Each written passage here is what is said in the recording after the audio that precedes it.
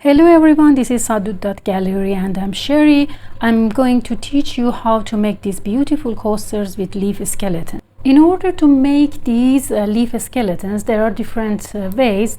I have picked the leaves and put them inside the water for really long time, about 2 to 3 months.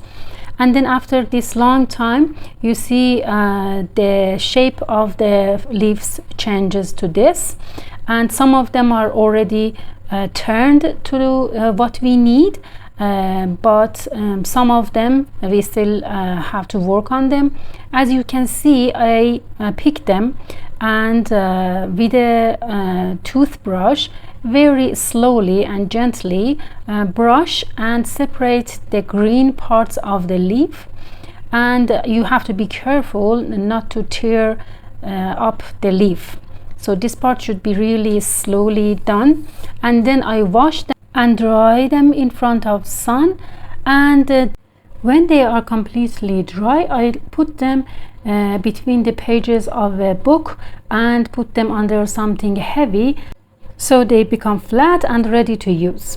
Okay, now that our leaf skeletons are ready, we get prepared to make our coasters.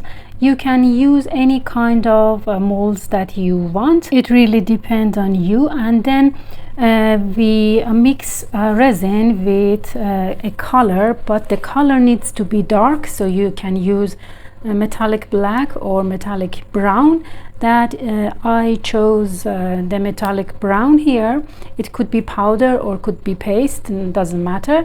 We pour the mix of the resin and the color inside the mold. In the meantime, we have to color our leaf skeletons with the color that we want. Here I am using gold finger color, and with the brush I am slowly coloring it. You can use any color, but it should be completely dry.